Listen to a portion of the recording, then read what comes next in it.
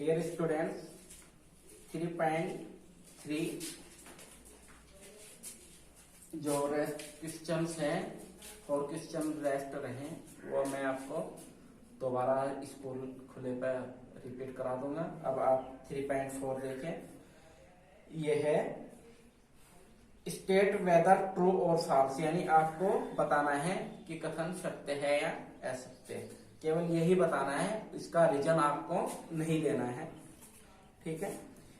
First है all rectangles are square. क्या सभी आयत जो होते हैं वो वर्ग होते हैं? अगर बेटा एंगल से देखते हैं, कौन से देखते हैं, क्योंकि आयत के भी एंगल जो होता है ना होता है प्रत्येक, और वर्ग का भी, तो उस एंगल से तो होते हैं बराबर मतलब। लेकिन जो आपकी भुजाएं होती है, आयत की भुजाएं अलग होती हैं, दो आमने सामने की भुजा बराबर होती हैं, और जबकि वर्ग की भुजाएं बराबर होती है, इसलिए आपका फॉल्स होगा। ठीक है। बी है ऑल रेम्बस आर पैरेलग्राम। क्या सभी समचतुर्भुज समांतर चतुर्भुज होते हैं? ये आपका राइट है।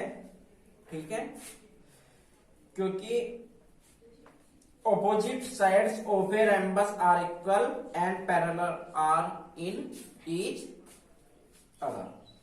C क्वेश्चन है R square are rhombus and also rectangle। सभी वर्ग सम चतुर्भुज और आयत भी होते हैं। तो ये भी आपका राइट है, क्योंकि जो इनकी भुजाएं जो होती हैं वो सभी बराबर के उसकी होती हैं, कोणों के अनुसार ये बराबर होते हैं, इसलिए सभी वर्ग। और डी है आपका ऑल स्क्वायर आर नॉट पैरेलग्राम्स। सभी वर्ग समांतर चतुर्भुज नहीं होते। ये आपका जो है डी फॉल्स है। और ई है आपका ऑल काइट्स आर रिम्बस। सभी सम चतुर्भुज समान। डी डी हो गया। ई है सभी पतंगे समचतुर्भुज होती हैं। ई जो होगा आपका वो फॉल्स होगा। और एफ है आर रिम्बस आर काइट्स, यानी सभी समचतुर्भुज पतंग होते हैं। तो ये भी आपका जो एफ है ये आपका राइट होगा। आप उसमें अपने मैथ में है निशान लगाते रहिए। राइट हो गया, सत्य हो गया। और जी हो गया आपका ऑल पैरेलग्राम्स आर ट्रेपेजियम्स। सभी समांतर चतुर्भुज समलंब होते हैं, ये भी सत्य है। और all square are not parallelogram, all square are trapeziums, यानी सभी वर्ग समलंब होते हैं, ये भी सत्य है। यानी बाद के तीन असत्य हैं, केवल आपका असत्य ए होगा और बी होगा और ई होगा। ए, डी और ई आपके असत्य हैं, यानी फॉल्स है, बाकी सारे ट्रू हैं। ठीक है बच्चों, ध्यान रखना है। जो फॉल्स है आपके ए, डी और ई हैं। क्वेश्चन नंबर 2 है identify all the quadrilateral that have a 4 sides of equal length. यानी चारों भुजाएं बराबर लंबाई की हो, उनको क्या क्या बोलते हैं? वर्ग और समचतुर्भुज। क्या क्या बोलते हैं उनको? वर्ग और समचतुर्भुज, यानी रिम्बस एंड स्क्वायर। इंग्लिश में क्या है? रिम्बस एंड स्क्वायर। और 4 राइट एंगल, जिसके चारों कोण बराबर हो, चारों कोण समकोण हो, तो ये होती हैं आपके स्क्वायर एंड रेक्टेंगल। क्या क्या हो गया? स्क्वायर एंड रेक्टेंगल, यानी वर्ग और आयत। थर्ड क्वेश्चन है explain have a square is a quadrilateral. एक चतुर्भुज, जो आपका स्क्वायर होता है, जो आपका वर्ग होता है, उसमें 4 भुजाएं होती हैं, इसलिए यह एक चतुर्भुज है। ठीक है, इन इंग्लिश हो गया ये। A square is a quadrilateral since it has 4 sides. ठीक है, a square is a quadrilateral since it has 4 side. ठीक है। सेकेंड है a parallelogram. A square is a parallelogram since its opposite sides are parallel to each other. Third है a rhombus। A square is a rhombus since its 4 sides are of the same length। वर्ग एक ऐसा चतुर्भुज होता है जिसकी सभी भुजाएं बराबर होती हैं, इसलिए यह एक समचतुर्भुज है। और जो फोर्थ है वो है a rectangle. A square is a rectangle since each interior angle measure 90। वर्ग एक ऐसा चतुर्भुज है जिसके सभी कोण समकोण होते हैं और सम्मुख भुजा बराबर होती है, इसलिए एक आयत है। क्वेश्चन नंबर 4 है name the quadrilaterals whose diagonals first है bisect each other.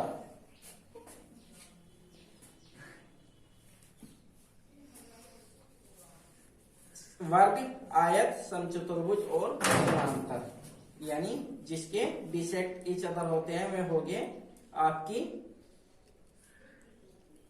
पैरेलग्राम, रेम्बस, square and rectangle.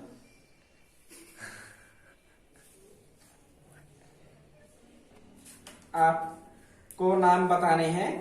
ठीक है। एक चतुर्भुज का नाम बताना है जिसके विकर्ण यानी फर्स्ट है एक दूसरे को समद्विभाजित करते हैं, बिसेक्ट ईच अदर यानी एक दूसरे को काटते हैं। मैंने आपको बताए हैं नंबर 1 पैरेलग्राम हो गया, नंबर 2 रेम्बस हो गया, नंबर 3 स्क्वायर हो गया और नंबर 4 हो गया रेक्ट एंगल।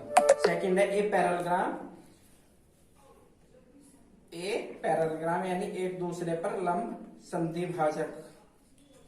तो ये हो गया आपका the diagonals of a rhombus and square act as perpendicular bisects. ठीक है। थर्ड है आर इक्वल यानी बराबर हो, तो ये हो गया आपका रेक्टेंगल एंड स्क्वायर। ठीक है। यानी जिसके विकर्ण बराबर होते हैं, नंबर 1 रेक्टेंगल हो गया और नंबर 2 स्क्वायर हो गया। ठीक है। क्वेश्चन नंबर 5 है explain why a rectangle is a convex quadrilateral. यानी बताइए एक आयत उत्तल चतुर्भुज कैसे होते हैं। हिंदी में है इसका क्योंकि इसके दोनों विकर्ण अभ्यंतर में स्थित होते हैं, और इंग्लिश में हो गया in a rectangle there are 2 diagonals both lying in the interior of the rectangle, hence it is a convex quadrilateral. Q6 है ABC is right angle triangle and O is the midpoint of the triangle.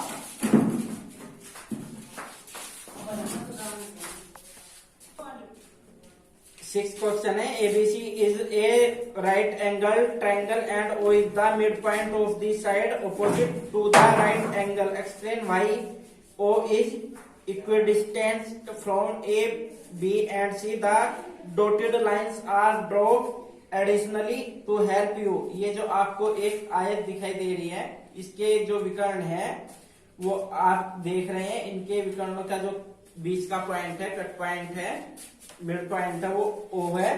तो बता रहा है ABC एक समकोण त्रिभुज है और ओ समकोण की सम्मुख भुजा का मध्य बिंदु है जो दिखाई दे रहा है पिक्चर्स में। आपको बताइए कैसे वो बिंदु ए, बी और सी से, यानी ओ से ए की, ओ से डी की, ओ से बी की और ओ से सी की दूरी जो है बराबर दूरी पर स्थित है। बिंदु से चिन्हित अतिरिक्त भुजाएं आपकी सहायता के लिए खींची गई है, जो आकृति के अनुसार आपको दिखाई दे रही है कि ए डी समानांतर बीसी और ए बी समानांतर डीसी। ठीक है। यानी जो समांतर भुजाएं हैं ना पूरी, तो इसलिए ये आपका जो ए बी सी डी जो समांतर चतुर्भुज है, समांतर चतुर्भुज के विकर्ण एक दूसरे को संधिभाजित करते हैं। ठीक है। आपकी उसमें लिखा हुआ भी है एडी समानांतर बीसी और एडी समानांतर डीसी, यानी अतः ए बी सी डी एक समांतर चतुर्भुज है। समांतर चतुर्भुज के विकर्ण एक दूसरे को संधिभाजित करते हैं, यानी एडी बराबर बीसी एंड ए बी बराबर बीसी। आपके एक्सरसाइज कंप्लीट होगी, ठीक है। ये आपका होमवर्क है, अपना कंप्लीट करना।